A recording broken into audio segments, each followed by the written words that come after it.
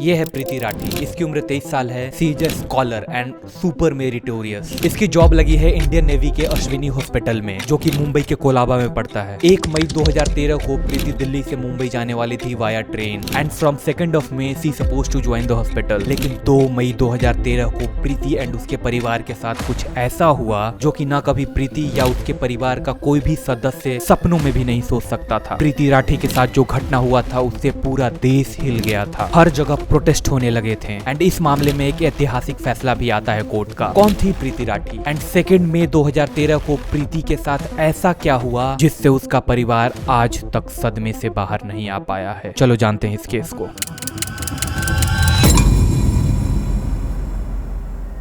तारीख थी 1 मई 2013। प्रीति अपनी फैमिली के साथ दिल्ली के निजामुद्दीन स्टेशन पहुंचती है। वो काफी खुश थी। वहां से प्रीति एंड उसके फैमिली वाले गरीब रथ ट्रेन में बैठ जाते हैं मुंबई जाने के लिए। दरअसल प्रीति को इंडियन नेवी के अश्विनी हॉस्पिटल में जॉब लगी थी एज ए नर्स एंड ये हॉस्पिटल मुंबई के कोलाबा में पड़ता है। प्रीति काफी खुश थी क्योंकि वो पहली बार दिल्ली से कहीं बाहर जा रही थी। वो अपने सपनों को साकार होते हुए साक्षात देख रही थी। एंड उसी ट्रेन में एक और लड़का बैठता है बिना किसी टिकट के। वो अपने चेहरे को रुमाल से बांधे हुए था, सिर पे कैप लगाए हुए था। अगले दिन सुबह करीब 7 बजे के आसपास गरीब रथ एक्सप्रेस मुंबई के बांद्रा टर्मिनल पे रुकती है। प्रीति एंड उसके परिवार वाले ट्रेन से उतरकर चलने लगते हैं। उसके फैमिली वाले थोड़ा आगे चल रहे थे। प्रीति उन लोगों के पीछे पीछे चल रही थी। प्रीति ट्रेन से उतरकर बस कुछ ही दूर चली थी कि तभी एक लड़का प्रीति के कंधों पर पीछे से टैप करता है। प्रीति मुड़ती है एंड जैसे ही प्रीति मुड़ी थी ठीक उसी वक्त पे वो लड़का जो अपने हाथों में च्यवनप्राश का डब्बा लिए हुए था वो प्रीति के चेहरे एंड उसके बॉडी पे फेंक देता है। फेंकने के साथ ही कुछ छींटा उसके पिता, चाचा एंड चाची को भी पड़ता है एंड साथ में कुछ पैसेंजर्स को भी। प्रीति काफी तेज चिल्लाने लगती है एंड उसके साथ साथ जिनको भी वो छींटा पड़ा था वो लोग भी चिल्लाने लगे थे। प्रीति के परिवार वालों को कुछ समझ में नहीं आ रहा था कि हुआ क्या। वे लोग प्रीति को संभालने में लग जाते हैं एंड वो लड़का वहां से फरार हो जाता है। एंड उसी वक्त पे उस स्टेशन पे एक समीर नाम का रैग पिकर था। वो फेंके हुए डब्बे को उठाता है एंड डब्बा उठाने के साथ ही उसका हाथ बिल्कुल चलने लगता है। वो समझ गया था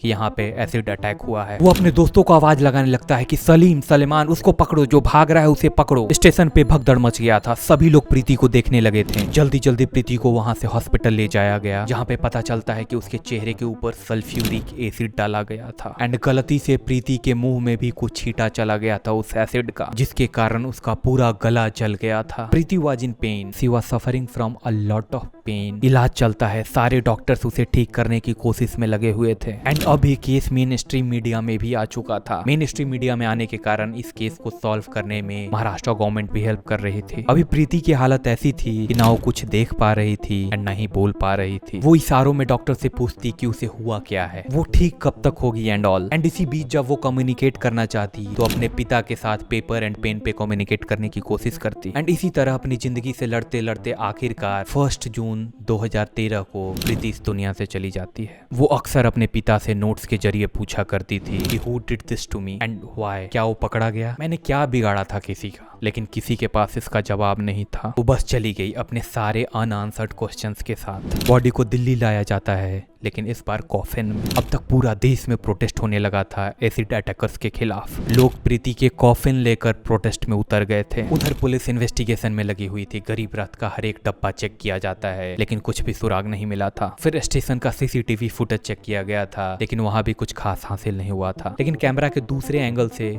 पुलिस को कुछ दिखता है। पुलिस नोटिस करती है कि ठीक उसी वक्त पे एक लड़का बहुत तेजी से भाग रहा है एंड वो काफी परेशान लग रहा था। अब पुलिस उस सीसीटीवी फुटेज एंड कुछ आई विटनेस के आधार पर स्केच तैयार करवाती है एंड उसे ढूंढने में लग जाती है। वक्त बीतते जाता है लेकिन अटैकर्स या कातिल बोल लो उसका कुछ पता नहीं चल पा रहा था। पुलिस 1-2 लोगों को अरेस्ट भी करती है लेकिन वे लोग रियल कल्प्रिट्स नहीं थे एंड उसी में से एक था पवन। पवन ने प्रीति के फैमिली वालों को फोन किया था प्रीति का कंडीशन जानने के लिए एंड ये बात प्रीति के पिता ने पुलिस वालों को बता दिया था। फिर पुलिस को लगता है कि पवन ने ये जानने के लिए फोन किया है कि प्रीति अभी जिंदा है या नहीं। पुलिस पवन को अरेस्ट कर लेती है लेकिन बाद में पता चलता है कि वो घटना के दिन मुंबई में था ही नहीं, वो रोहतक में था। एंड फिर करीब 3 महीने बाद उसे जेल से रिहा कर दिया जाता है। एंड अपने ऊपर मर्डरर का धब्बा लगने की वजह से पवन काफी डिप्रेशन में भी चला गया था। अब मामला मुंबई क्राइम ब्रांच को सौंप दिया जाता है। क्राइम ब्रांच की टीम सीधा दिल्ली के नरेला पहुंचती है प्रीति के घर पे। एंड इन्वेस्टिगेट करते करते जनवरी 2014 में अंकुर पवार नाम के एक लड़के को पुलिस अरेस्ट करती है। एंड फिर पूरा मामला सामने आता है। अंकुर का अरेस्ट होने का खबर जैसे ही बाहर आता है,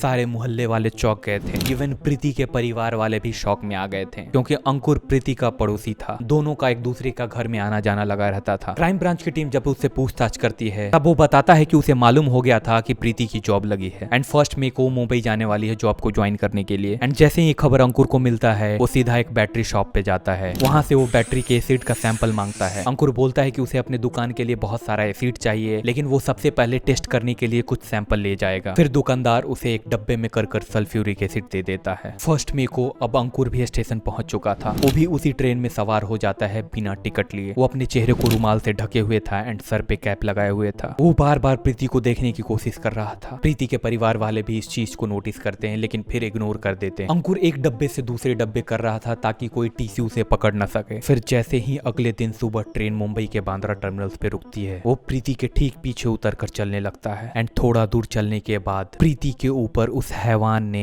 एसिड से अटैक कर दिया था। पूरा डब्बा प्रीति के फेस के ऊपर खाली कर दिया था। फिर पुलिस मोटिव के बारे में पूछती है कि आखिर क्यों, तुमने ऐसा क्यों किया, what was the motive of the crime. And reason सुनकर आप हैरान हो जाओगे। अंकुर के घर वाले अक्सर अंकुर को ताना देते रहते थे उसके पढ़ाई को लेकर। एंड एग्जाम्पल पे प्रीति को पेश करते कि देखो प्रीति पढ़ने में कितनी तेज है और तुम कैसे पढ़ाई कर रहे हो। उसके परिवार वाले बोलते कि लोग Preeti is doing well in her studies and you are doing nothing, तुम भी कुछ पढ़ाई कर लो। अंकुर के पास कोई जॉब नहीं था एंड उसने काफी पैसे खर्च कर होटल मैनेजमेंट की पढ़ाई की थी। एंड इधर प्रीति का जॉब लग गया था। पूरे मोहल्ले में शोर हो चुका था। अब अंकुर के घर पे एक और ताना मिलने लगा था कि देखो प्रीति का भी जॉब लग गया, तुम्हारा जॉब कब लगेगा। एंड ये सारा टॉन्ट अंकुर बिल्कुल भी बर्दाश्त नहीं कर पा रहा था। एंड एक और बात, ये सबसे इंपॉर्टेंट है, अंकुर प्रीति के पास अपना मैरिज प्रपोजल लेके गया था, लेकिन प्रीति ने इनकार कर दिया था कि उसे अभी शादी वादी नहीं करनी, उसे अपना करियर पे फोकस करना है। एंड ये रिजेक्शन अंकुर थोड़ा सा भी झेल नहीं सका। वो अंदर ही अंदर जलने लगा था। उसके मन में नफरत पैदा होने लगा था प्रीति को लेकर। अंकुर पकड़ा जाता है, लेकिन उसे थोड़ा सा भी पकड़े जाने को अफसोस नहीं था। वो अक्सर विक्ट्री साइन दिखाते रहता था। हमेशा चेहरे पे उसके स्माइल रहता था। जब वो कोर्ट में भी पेश होता, उसके चेहरे पे स्माइल ही रहता था। ऐसा जैसे उसने कुछ बड़ा अचीव कर लिया हो, उसने अपने लाइफ का मिशन कंप्लीट कर लिया हो,